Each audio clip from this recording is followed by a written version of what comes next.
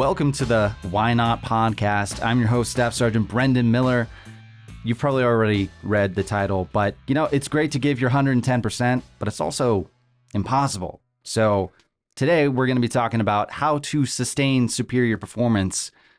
Is it even possible? I think it is, but hey, let's first find out who we've got here talking with us. So let's go around the table, introduce ourselves. I'm Technical Sergeant Kime. I work over at POL LRS, and I've been in for almost 17 years now. So. Yes, I am Senior Airman Trustee. I am Public Affairs, and I'll be in for 2 years in April, so I'm pretty excited. I'm Master Sergeant Cassandra Woodard. I work on 5th Bomb Wing staff, Superintendent of the Admin Office, and additional duty First Sergeant. I've been in for 14 years. Excellent. Well, we've got, I think sustaining superior performance, that's something that can be hard to do because people think, oh, I've got to be on all the time. But what does that actually mean for you guys? Like, what does that actually mean to give superior performance? Well, I would say showing up, making sure that you are present in the moment and doing what is asked of you, but also seeing what you can do in addition to that at all times if possible. Gotcha. I'd say it's being proactive, looking for those opportunities. No one, that we use the cliche comment about no one cares more about your career than you do. It's true. The supervisors do their part, but until you're willing to put in the effort to go out and look for those opportunities that are going to make you shine, then you're not going to be successful at that superior performance. Yeah, I mean, I would first start by defining what superior performance looks like for you, because I think that looks different for everybody, and being really clear what that does look like for you, because your superior performance won't look the same as mine. We're in 2 different career fields. We're on 2 different paths. Even the people I'm in the same career field with, we're on 2 different paths. Like our lives, sure, kind of on the same path, but we'll ultimately be living with different goals and different things that we want. So I think you've got to first start what that superior performance looks like for you. Baseline, you meet standards, what the Air Force is asking of you, or telling you you're going to do. And then from then on up, that's up to you to decide what that is from my perspective. What are some examples, like what's good feedback to show that somebody is delivering a superior performance? Like, can anybody think of examples of what that would look like? Like, what are people doing if they have superior performance? It's a difficult one for me, just because in my experience, from what I've seen in others, is recognition. So if you're being recognized, maybe not winning things, but recognized, acknowledge that your performance is superior. But that's why I like your response about defining what superior performance is. And while I agree, and I do like that response, I would refine that a little bit by saying I think it's important for leadership to define what it looks like for that recognition. Because I may define superior performance for myself in one way, but if that doesn't align with what my leadership is looking for to give that recognition, then I'm not meeting the standard, or I'm not at least the standard of superior performance, or that definition of what that is. So I think it's important to do that definition, and then also for leadership to provide their insight on what that should look like. Try to avoid disappointment of feeling like I've worked really hard. Why am I not getting anywhere? Exactly. Well, that's where that honest feedback comes in, the famous word of feedback. Like, that's why that is so important, so that you know where you need to get to if you're not already there, based off of what your leaders are expecting of you. And they're telling you this is the baseline, but if you want to be recognized for XYZ, this is what I'm going to need from you. And then, of course, you have to decide of yourself, is that something you want to do? Mm-hmm. Feedback. Yeah, you've talked about recognition. What are some forms that recognition can manifest as? Just so people have, if people were looking for a goal to shoot for, what should awards, CTC, EFVP, promotion pushes, stratifications, All of the above. opportunities for professional development, Yeah. PD-wise, I like that one. That's a good one. like that. Because that's sometimes an opportunity to develop that superior performance. Because sometimes you see something in someone that they are performing well, but they need an opportunity to advance, level up, essentially. Right. And so those TDYs and EPME opportunities are what's needed to do that. Yeah. That and even just like challenges within the work center. Like, I'm going to assign you to do this duty because I know it's going to put you out of your comfort zone and I trust you to get there. That's another form of recognition that I see your potential. So I'm going to put you in a position where you might fail a few times, but I know you're going to figure it out and you're going to get there. So that's another form. Yeah. Which in turn sets you up later, because if you've got that information on your records that you're performing way above your peers and above your pay grade and doing things that typically your rank doesn't do, it speaks for itself. I kind of alluded to it at the very beginning, 110%. Like, that's kind of impossible. We all we know that that's, hyperbole. That's just an exaggeration of like, you're trying so hard that you're going beyond the limit. But if you're going to the limit all the time, eventually you're going to hit a wall. So the wall of burnout can be really tough on people. What do you do in order to, you want to be the best airman you can be, but how do you avoid burnout? I don't know if you've ever heard of the book, The Four Agreements, but one of the agreements is always do your best, but know that your best will look different every day. And so I've always kind of clung on to that. Like, sometimes my best is I've only got about 50% of myself to give, but then in turn, you gave 100% of what you had that day. So being self-aware enough to know that helps set you up. We've got like this expectation of we've all got to be superior and we've got to walk on water and the angels have to sing when we walk, but like every day your best is going to look different. It's impossible to kind of expect people to bring their A game every day, but if that's all I had to give that day, then I brought my A game, and I have to be able to go home and pat myself on the back and be proud of what I did that day. Yeah, like expectation management Right. is a huge portion of making sure that you never get into that situation in the first place. Anybody else have thoughts on that? Yeah, I would say it's energy allocation. Like, what am I giving my energy to, and deciding what I'm passionate about. Because I will burn out significantly faster if I'm dedicating energy to something I'm not passionate about. Right. So trying to fit into a mold that someone thinks I should be, I'm going to burn out way faster than if I find something that I'm passionate about, but aligns with the superior performance definition, and then I can pour more energy into that. I'm going to have more fun with that. I'm going to be able to go longer with that than I will with something else that I'm not passionate about. So it's something that I learned too late for me. I mean, later on, I can still work with it, but I learned later that if I focus more on what I'm passionate about and give my energy to that, I can do a lot more. My bandwidth expands. I'm able to dedicate energy to a number of areas that I'm passionate about. Whereas if I'm trying to do what Sergeant Woodard wants me to do, that's probably all I'm going to have energy to do. And I'm just going to be burning myself out doing that, or spinning my wheels because I don't care about it. I don't want to do it. So I'm just going to be spinning my wheels and trying to do something that I don't want to do. Whereas I need to refocus, find out what I'm passionate about, and align that with what the Air Force wants me to do. Gotcha. Yeah, I mean, we all get additional duties, and like, it's inevitable in the Air Force. Eventually, you're going to get an additional duty, on top of everything else that we do for our main job. But that's an interesting way to put it. If there's an additional duty that I'm interested in, then I'm like, oh, I could see how I provide value to this, and I want to do this job. That could be a way to make sure that I'm doing all these tasks, but I'm not going to get burned out because I'm interested. I'm invested. Like you said, value, like Yeah. finding your value, like being able to see what your value is in whatever it is that you're doing, and the fact that you do bring value.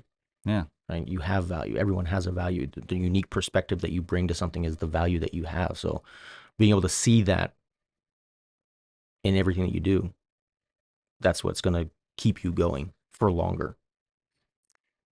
Well, I want to go back to burnout real quick and just talk about, maybe you've already hit burnout. What do you do to remedy your situation? Because if you're already in it, you like, I've hit a point where I was working like, oh, I put out like 5 different videos or something like that. And then I'm like, now my creative energy is bottomed out and I don't have anything else to give.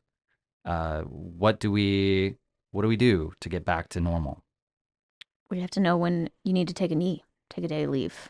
In my office, I let them have one mental health day a quarter. Say it's been a rough few weeks and you just need a day. Just let me know, because you can't pour from an empty cup, right? And so I feel like we've all heard that. And the Air Force is going to continue to pull and pull more out of you. So you have to be deliberate with what you're doing to pour back into yourself, the things that you're passionate about outside of this uniform.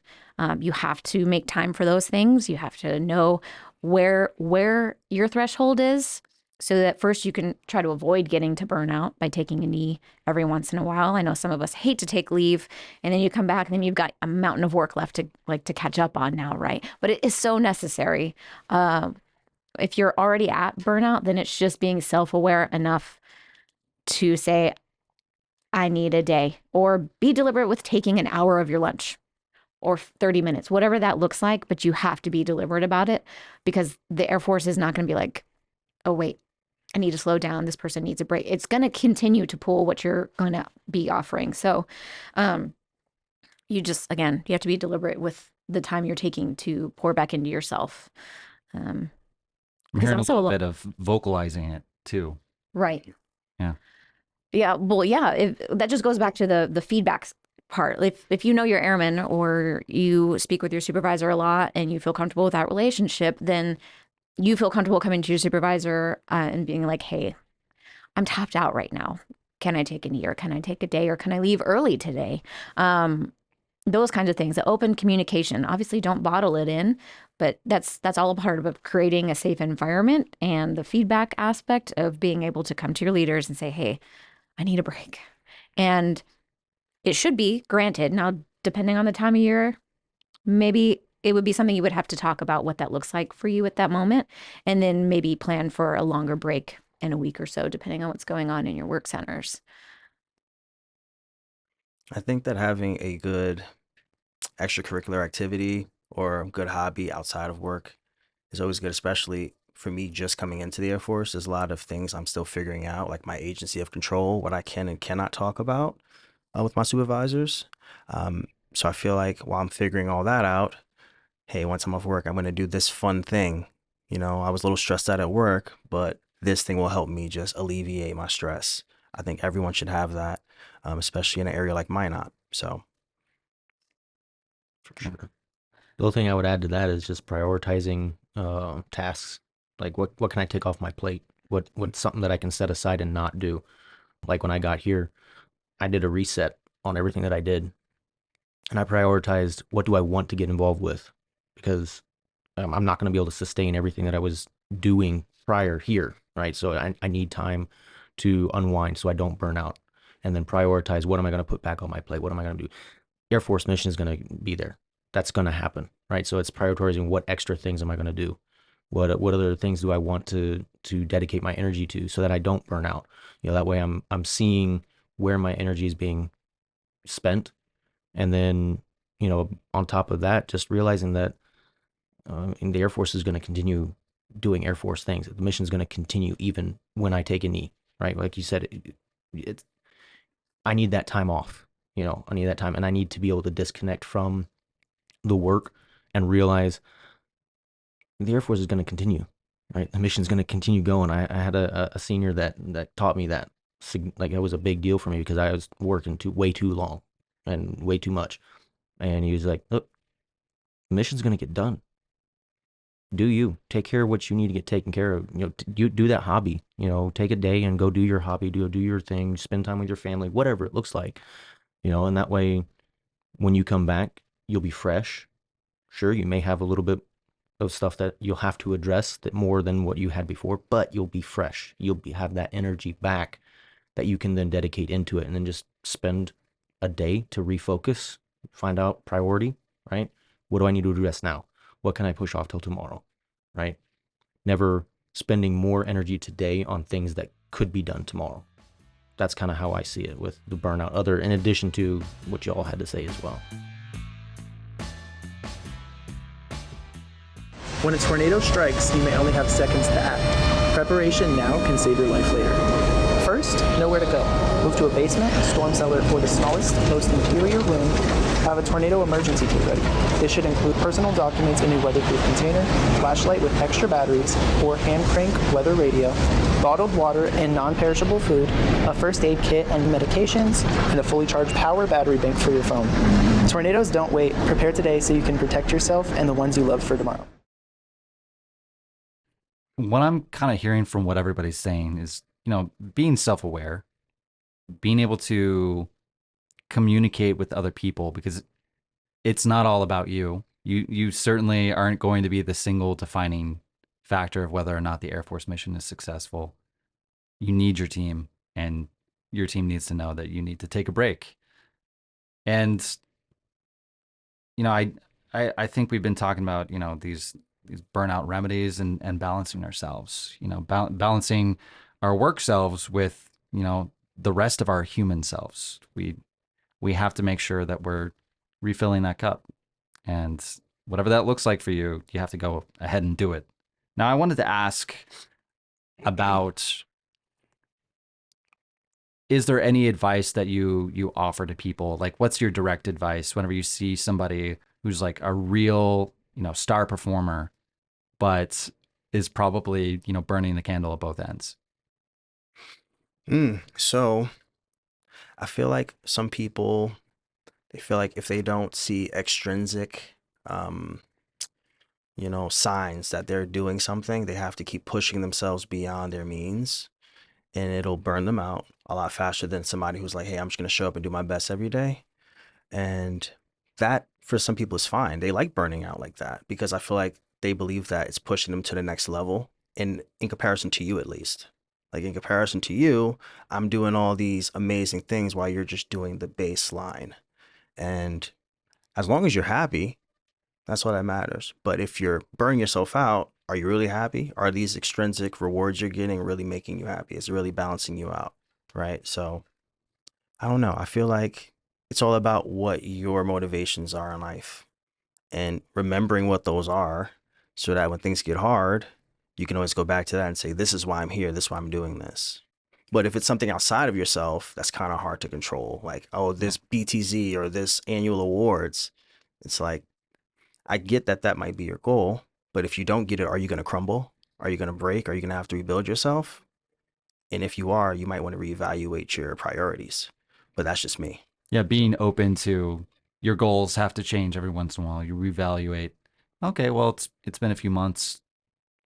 Let's look at it. Am I still defining superior performance, or my success that I think is success? Is that still what is helping me feel good about myself? And yeah, I think that's a pretty thoughtful thing to do. And coming in 2 years in, it's like I'm pretty sure it's the same for you all as well. Every day is something new, and where your level of competition is, you're still trying to figure out what that looks like.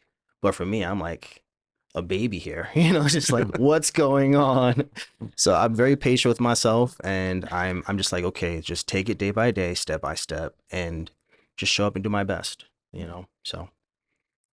I just would say that we don't think the young airmen are babies. No, I'm saying I know. In regards to the knowledge, the military knowledge. Absolutely. I get what you're saying. Yes. We don't think you're babies. Oh, no. As far as like advice on those that are on burnout, I have an airman. I won't throw him under the bus, but I think he or she struggles with knowing when they're at their limit, because they thrive off of making others happy and being able to have the answers and help others and just give give. And I recognize that in him because that was once me, that is still me. But I have since learned that I can only give so much until it becomes more of a detriment to me, but everybody else is benefiting, which is great, cool. But I mean, I have to go to bed with myself every night, and I'm the only person I'm permanently stuck with the rest of my life, right? So I have to, if I'm going to continue to be the giver to people, that I have to remember to give to myself. I heard once that like a lot of us are very quick to keep promises to others, but we're so quick to break the promises to ourselves. So like when I go to give advice to my airmen, it's, hey, is it time for you to take a knee? Do you need to leave early today? What can I pick up for the day so that you can just go breathe? Or, hey, I see you've got a lot of use or lose that you're not using. Can we plan for you to take that? Because like we've said, this is going to go on without you, and you absolutely matter, and you absolutely are valued, and we need you, but I need you to be whole and here, and I need you to be okay when you're here. You can't be what I need you to be if you aren't taking care of yourself. And you talk about the hobbies, like, sure, everybody's got their vice. I think it's also important to note that like some of those hobbies should be healthy for yourself. Because I mean, some of those are like, well, let's go have a beer and unwind, and like, sure, that's great. But like, we're talking about exercising. How are you fueling yourselves, right? Like those things matter. If you're not doing those things routinely right, then you will bottom out and burn out a lot quicker than those that are actually taking care of themselves outside of work. So that would be first, know your airmen, because then you're going to know when they are at that point. And then hey, when are you taking a break?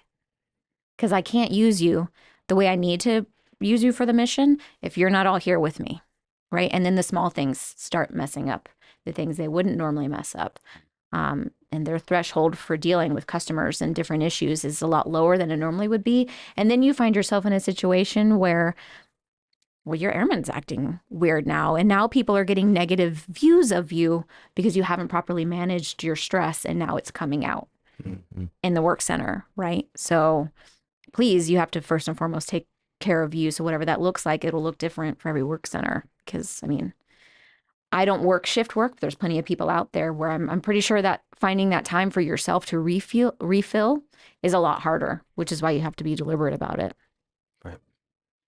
I like that. You touched on, and I kind of want to, I want to foot stomp the knowing your airman part, because as supervisors, it's important to be able to recognize when your airman is burning out. Like, and you can't do that unless you know who they are.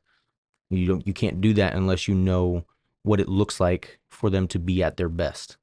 And unless you're getting to know them, unless you're observing them daily, unless you're having conversations with them, just normal conversation, not even mission work related conversation. Just, hey, how's your day? You know, what's your family life like? What do you do for hobby? Things like that. Unless you're doing that, you're not going to know what it looks like for them to burn out. And because then you're going to have those tells that you're going to recognize, oh, that's not normal. Mm-hmm. So I love that you said that, and I want to foot stomp that, because I think that's something that we miss sometimes as supervisors. We miss the opportunity to say, hey, it is time for you to take a knee. It is time for you to take leave. But aside from that, I struggled with burnout myself early on in my career, and just I would say recently, within the last 4 or 5 years, figured it out. But it's just, for me, I go back to the prioritizing, like prioritizing my energy. It's my energy. The Air Force has a way of telling me where to spend my energy, but I get to say, this is where I'm going to spend my energy. Like, it's my energy. I get to spend it. So prioritizing what I'm going to spend my energy on helps me to see where my burnout is happening. Because like I said before, if I'm dedicating all of my energy to someone else's priority, I'm going to burn out. It's happened to me. Like, I've gotten to that point where it's like, I'm done. I don't care. I'm just going to throw in the towel. I'm just going to sit here, do my job, and that's it. I'm not going to care about superior performance, because I got that a lot. My whole career, the most frustrating thing I've ever heard was sustaining superior performance. just because I'd hear it, but there was no definition with it. I was Yeah. like, oh, what does that mean? Like, what are you saying to me when you tell me this? And that would cause me burnout, like that, because I was sitting here trying to figure out, what does this mean? And that's where I like how what you said about defining it for yourself, right? What does it look like for me to be a superior performer and then sustain that? And in order, my advice for preventing or mitigating burnout is, number one, figure out see your own value. See your own value, because you need to know what you bring to the table. Know what you're passionate about.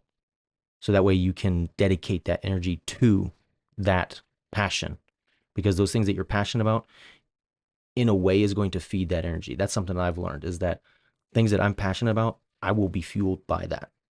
So I can go do something that I'm really passionate about and go back to work and be like, yes, I can get this task done and that task done because I feel great about what I just did.